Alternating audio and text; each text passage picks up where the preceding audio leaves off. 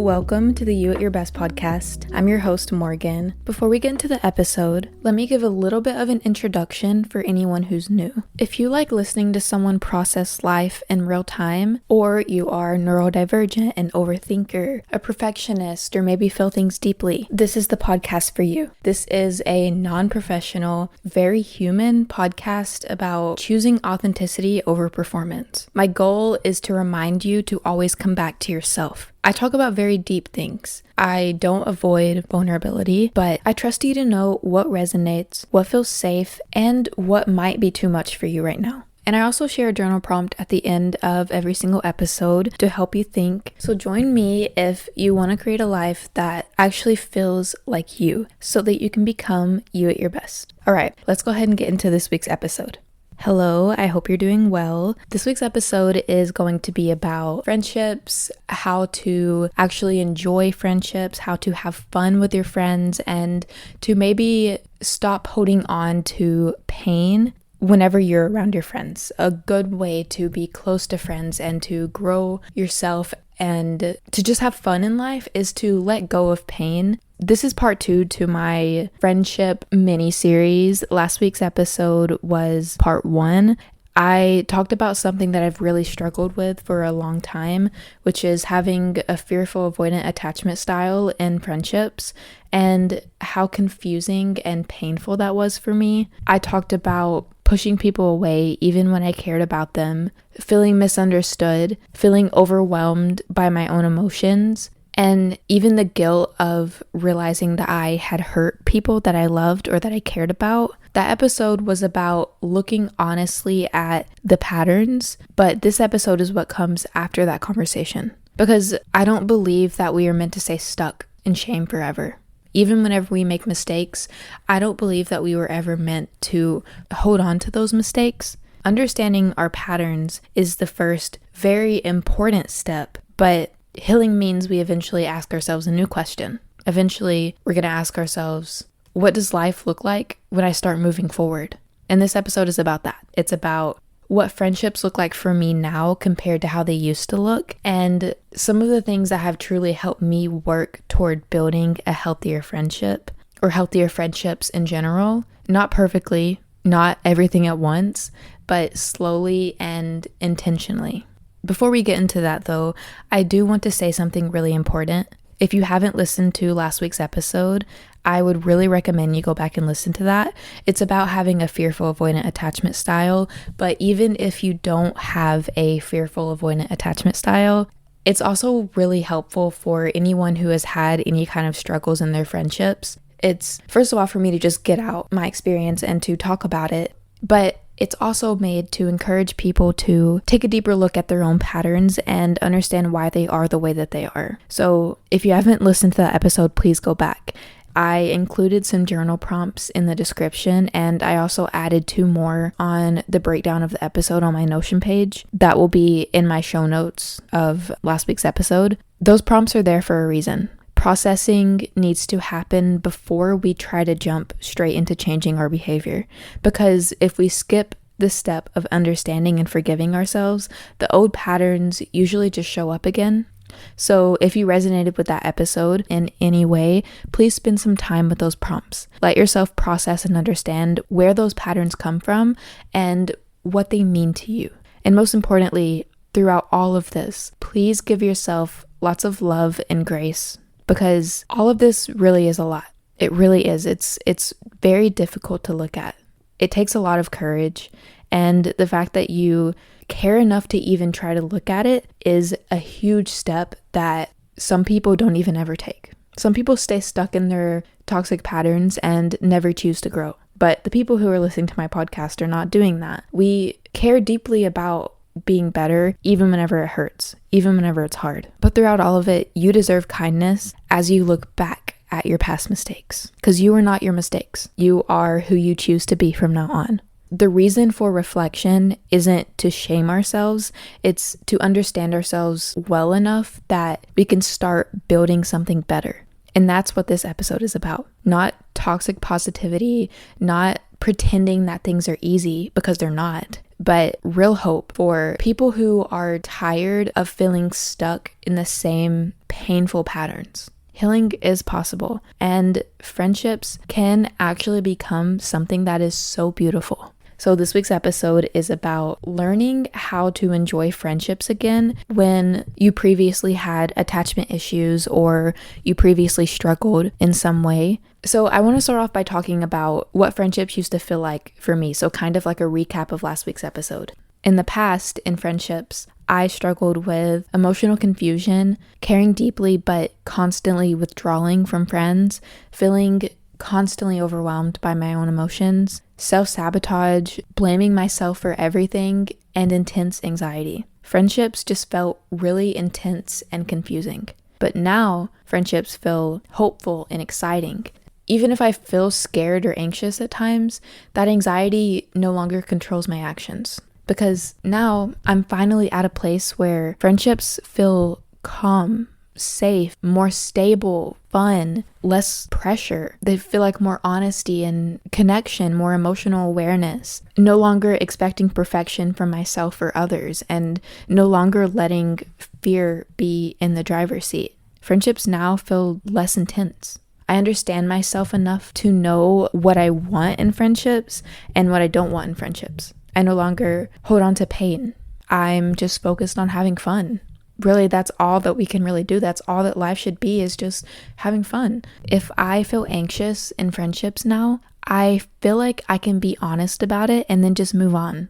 I don't feel the need to hide or go in on myself when I feel anxious like I used to. I no longer feel like I have to hide my struggles or hide who I am. I feel like I can just be me, and who I am at my core is good enough, regardless of how other people may respond. Okay, now that I got that out of the way, I want to share some tips that I have. So tip number 1 is to get to know yourself. Awareness is always the first step to change. So what helped me was lots of journaling, noticing whenever I would withdraw, and identifying my triggers, and getting honest with myself and asking myself questions like, when do I usually shut down? What emotions show up right before I pull away? How am I feeling right now? Am I overwhelmed? Do I feel misunderstood? Am I ashamed of something? You really have to get down to the nitty-gritty of what is going on and why you are the way that you are. We can try our hardest to be better, but if we don't understand why we are the way that we are in the first place, a lot of the time we just fall back into those patterns. And it's just a painful pattern of you feel like you're getting better and then all of a sudden you're not better again because you're not actually healing, you're just avoiding. In doing all of this, we're not doing it out of shame or guilt, but just to gain clarity and to understand ourselves. The biggest tip I can give for this step is to pay attention to how you feel. If you are overwhelmed and need a break, then go take a break. You don't have to keep on processing and understanding everything at once. It could also be really helpful to get professional help for this. You shouldn't have to do hard things alone. And if you notice that you're having a really hard time understanding this, or this is a lot, because this is a lot for one person to have to figure out all on their own, getting professional help is completely okay and actually a very healthy choice, so that you don't have to be the one to hold all of the mental load of everything that you're trying to do. You can have someone be your guide or help you through it, or if you have a friend or a family member or a partner that's able to do that for you. For tip number 2, I have allow yourself to have needs. You are just as important as everyone else. You do not need to push yourself aside for others. True, healthy friendships happen when both people are honoring themselves so that they can honor others. So make your needs known. Maybe you need alone time or to spend time processing your emotions privately. Maybe you need space. Whatever it is that you need, it is okay and actually very healthy and necessary to make that known. Not through making everything about yourself, but through being honest and open about your experiences. A lot of people think that whenever people say what they need and they express their experiences, they think like, oh, I'm just making everything about myself. I'm being selfish. I'm being narcissistic. That's a part of why I would not share things with my friends. I was so scared that I was like doing something wrong. There's nothing wrong with sharing your experiences and talking about what you need. Because truth is, you may lose friends who aren't able to understand your needs. That is a reality. And that's why some of us are really scared to express our needs. But that's just the process of finding friends that are true for you. Don't let that worry you. If you're hurt, please process and identify that hurt, but don't let that hurt keep you from finding new friends who will be able to meet your needs. It's okay to say what you need, and it's okay if other people are not able to give you those needs. It doesn't mean that they're bad. It doesn't mean that you're bad. It just means that maybe you're not the right fit.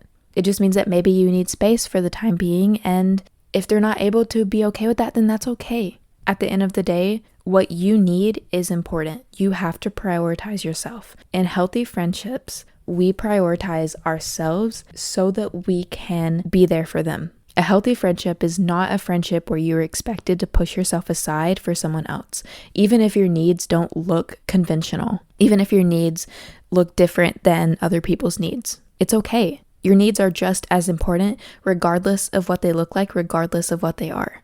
Okay, for tip number 3, I have practice small vulnerability. When you are someone who fears vulnerability, it can be incredibly scary to go straight into talking about how you feel. So instead, practice it in smaller portions. Maybe start by admitting when you're overwhelmed, sharing a small piece of what you're currently feeling, letting someone see your inner world without overwhelming them, just being small about it, taking small steps towards that connection of vulnerability. This is useful for people who fear vulnerability, but it's also useful for making friends in general. When we first meet someone, as much as we may feel pulled to do it, trauma dumping usually can be really overwhelming and confusing for the other person. So when we are making new friends or reconnecting with old friends, we can start small.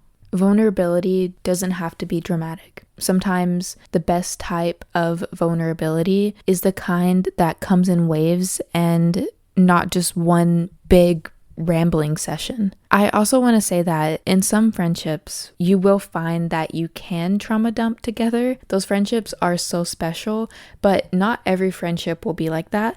And that actually leads into my next tip, which is that different friends meet different needs. This is a really healthy mindset shift that also reduces the pressure of finding the most perfect friends. Our friends aren't meant to be perfect. One friend doesn't have to be everything. Friendships are just meant to add to an already fulfilling life. And I actually, I'm going to share, I already made the TikTok that I am going to be posting, like the TikTok and Instagram reel that I'm going to be posting for this episode. So I'm going to read the quote that I typed out because I really like how I worded it. I put, let's stop judging our friends on what they can't do for us and instead notice what they can do for us. Different friends can meet different needs. We can have a friend for fun, a friend for deep connection, a friend for the stage of life that we're currently in. No one person is more valuable than the other. They just meet different needs. Basically, I feel like it's kind of very popular on social media right now to talk about how friends can't ever be good enough for us. And sometimes there's very black and white thinking, or maybe it's just my understanding of what people were saying. Maybe the people who were saying that did understand what I'm saying now. But the way that I took it by a lot of people was that if friends are not perfect, if friends are not just like you, if friends don't share every single thing that you have, every single belief, every single hobby and things that you love doing, then they're not good friends and you shouldn't be with them. And I think that's a really weird way to look at it. Friendships are not about that. Like I said, friendships, true, genuine female friendships, it's just about having fun. So we can have some friends that are deep, some friends that are fun, some friends that are supportive, some friends that are here for our current stage of life, like a mom friend after becoming a mom. But they're all equally as important and just meet different needs. That's it. It's okay to let go of this idea of being the perfect friend or needing the most perfect friend. You don't have to be perfect. You do not have to have every single quality that someone else has. You do not have to be this incredible person that has every single skill on the planet to be a good friend. And your friends don't need that either. You don't have to match each other's energy exactly. You don't have to be the same person. It's actually so healthy to be around people who are different from you, who have different interests, who have different morals, but overall have the same kind of mindset, because obviously you don't want to be friends with someone who think it's okay to make fun of someone, but maybe their morals are a little bit different than yours, or they're the same concept, but they explain it differently. That's important. We need people that are different from us. We have to stop expecting people to be who we are. And we have to stop expecting ourselves to be who other people are. Just be yourself and see where that goes. If you find friends that end up working out really well, great. If you don't, okay. It's okay. Like, the point of finding friends isn't because you're filling a void. And if we go into friendships expecting someone to be our everything, we will be hurt every single time. And so will they. Or they will be confused. Or they will feel bad about themselves. We have to be secure in ourselves to be able to be friends with someone. And like I said, it's so important to put yourself out there and not let the shame cause you to isolate yourself, like I talked about in my last episode where I isolated myself. But it's also important to keep an eye on yourself. Two things are true. It's true that you shouldn't isolate yourself. And it's also true that if you're treating people like shit, you got to figure out why you're treating people like shit. If you're expecting so much from people that they aren't able to give you, you got to figure out why. But at the same time, also understanding that your needs are important, but trying to determine what is a need versus what is an attachment issue. And that's a lot. That's a lot to unpack. That's nuance that the average adult struggles to understand. So it's okay if you mess up. But keep in mind that you can't expect perfection from people and you can't expect perfection from yourself.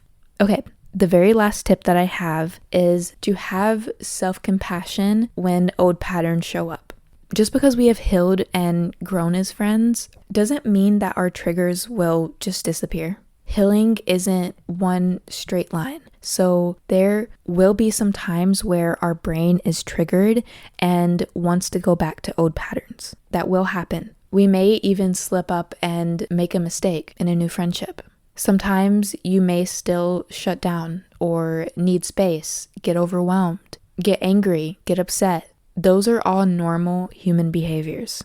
Nothing to be ashamed of. The goal isn't to be perfect or to always handle every single situation in the best way possible. The goal is to be better. And sometimes being better just simply means noticing an old pattern and apologizing when we mess up. Healing doesn't mean you never struggle. It just means you notice and become aware when you do start to struggle. It's also okay to be honest with our friends about these struggles through saying, I'm feeling overwhelmed right now. I need a little time to process.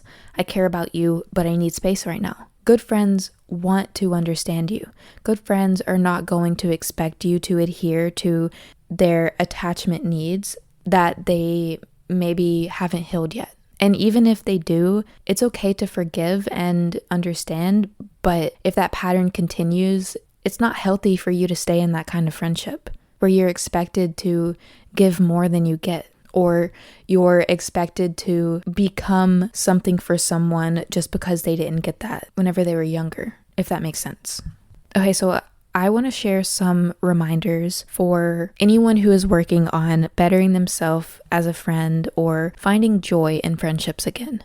Mistakes are a part of being human. They are not things that define who we are. Growth is possible, and then friendships can be incredibly beautiful. Yes, even whenever they aren't perfect. Actually, friendships that are imperfect are the best, most beautiful, most healthy friendships. Friends who are normal human beings, but are constantly trying and truly care about one another and truly care about themselves. We don't push ourselves aside for friends anymore. That's not something that we're going to be doing anymore. As adults, we're going to choose ourselves. We're going to decide that our needs are just as important as everyone else's. And also, it's your life. So if you have a need for space, for example, but your friend really needs to vent to you about something, it's okay to meet your need first. It's okay to put yourself first in that situation, and actually you should, because that's what a healthy friendship looks like. A healthy friendship means being able to express your needs, being able to meet your needs, and to not have to push yourself aside for someone else. That's the true reality of what healthy friendships look like. A true friendship is being able to be who you truly are, being able to meet your own needs, being able to express your needs, and being able to have fun. There's no competition or self-sabotage or resentment in a healthy friendship. And if those things do show up, a healthy friendship means talking them through and understanding yourself, holding yourself accountable, while also holding your friends accountable and doing the work that you need to do so that you don't expect someone to do something for you that isn't their job. Okay, and that's it for this week's episode. I am so excited that I wrote about it. Let me share the journal prompt and then I'm gonna ramble some.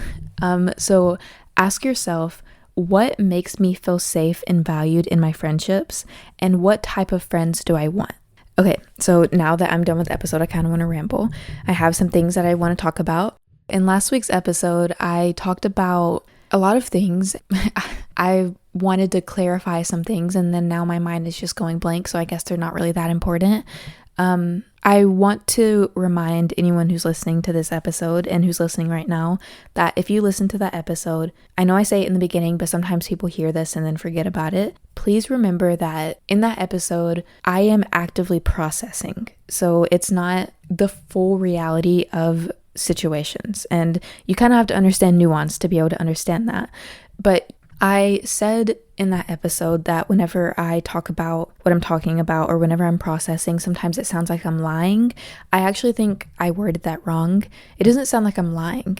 It just sounds like I may not be fully aware of certain things, but it can be true that I'm fully aware of certain things, but I'm also letting myself express my emotions how they are in the moment, if that makes sense. So keep in mind that that episode is a reflection, and a reflection episode for me means processing in real time.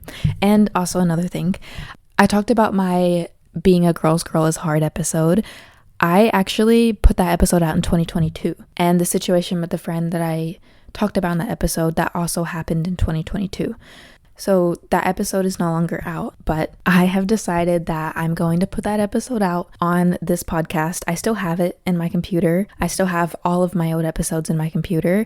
I don't know when it's going to happen. I'm still figuring everything out. I will probably put other episodes out too. Maybe, don't hold me to that, but I might. It depends on how bad they are, but I will put that one out at least. I'm not going to number it, but I'm just going to it'll just be like at the beginning of my podcast, and it'll be there. It won't be numbered. It won't be a part of all of this, but it'll be there for you guys to understand. And also, I'm getting to a place where I think I maybe shouldn't have restarted my podcast so many times, because looking back, I don't feel shame about who I used to be. I just feel compassion, and I feel grateful for how much I've grown and who I am now. Okay, I think that's all that I have to share. Like I said, I had some things that I wanted to talk about, but I think I shared the most important one, which was just that episode was more of me processing and understanding, not the full truth or the full reality. But also at the same time, I think I'm someone that's really good at understanding complex things. I always have been, and maybe my audience is aware of this, even though I never talk about it, but I am someone who basically overly processes. I have OCD like patterns, so sometimes for me, processing and understanding something can actually be a compulsion and a way to avoid other things. So that's something that I'm currently working on, and next week's episode will be something that's lighter so that I can learn to be more present in the moment, because I'm trying really hard to learn to balance everything in my life. I'm trying really hard to learn to balance processing and understanding and deep emotions, which is that's my core. That's who I am. I can't survive without intensity, but I also can't survive only on intensity. So I'm trying to get better at balancing everything out and having all things in my life instead of focusing heavily on one thing a little bit at a time or at different times. I want to focus on everything at once, and that's hard, but it's also a part of being an adult, and I love it. I love improving myself even whenever it's hard, even whenever I feel like shit because of it. But yeah, stay tuned for that for next week. It'll be an episode about springtime, and I'm so excited for spring to finally come. And that's it. Okay, that's all for today. If something in this episode resonated, share it with a friend who needs a little reminder that they're not alone. If you want more conversations like these, be sure to follow and rate this podcast. Downloading this episode is one of the best ways to help this podcast grow, so be sure to do that. If you want to find me on social media, all of my links are in my link tree in the show notes. Thank you so much for listening. I'll see you next Sunday.